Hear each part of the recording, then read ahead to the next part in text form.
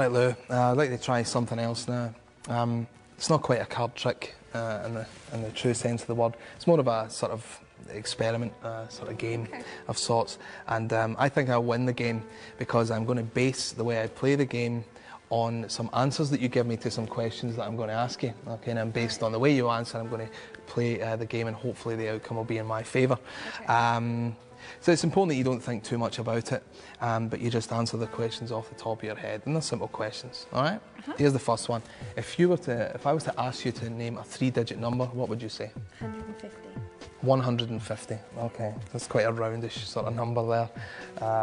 Okay, that's fine. If I was to ask you to picture there's a car driving down the street, okay? Now quickly, what colour is it? Blue. Okay. It's pretty standard answer, so you're quite a rounded person, it would seem. Let's go for the last one. If I was to ask you for a short man's name, and that's a short man's name, not a short man like Danny DeVito or Napoleon, but a short man's name. Matt. Perfect. Is that double T or? Yeah. It is it? Okay. All right. Okay. So based on sort of the answers you've given, I think I know how this is going to turn out. Okay. What I'm going to do is I'm going to write down a little prediction, okay? And I won't show it to you until the end, okay? I'll just write it here on one of the cards that we're not going to use. I don't want you to see what I write. It's very much a secret. Let's see.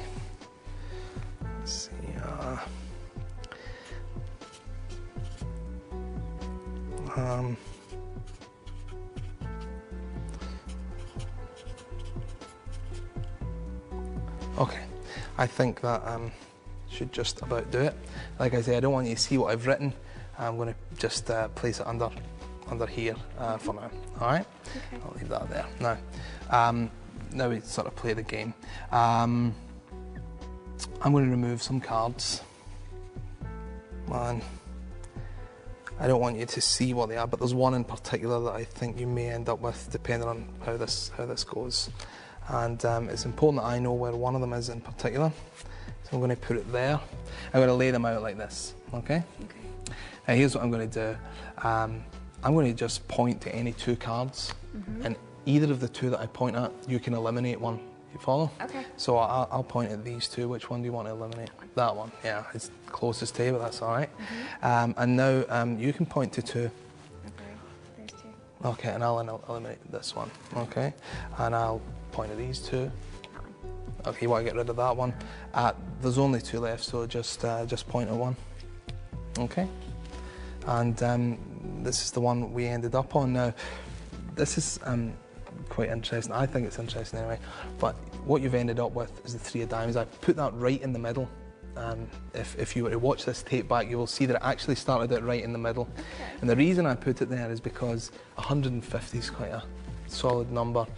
The colour blue, and matte was a bit different, but the double T on the end had a certain, a definite end to it anyway. And I thought if I put it in the middle, that's probably what we would end up with, and you did, because in actual fact I wrote on the 2 of clubs, my little message was 3 of diamonds, you see, so I sort of predicted you would end up there, which is pretty good, which is good, and I obviously wrote that there like that. Now here's what's actually interesting is that you've seen another couple of tricks today, and while you may be thinking that perhaps you thought of these answers off the top of your head, would you be surprised if I sort of said I knew what your answers would be before you?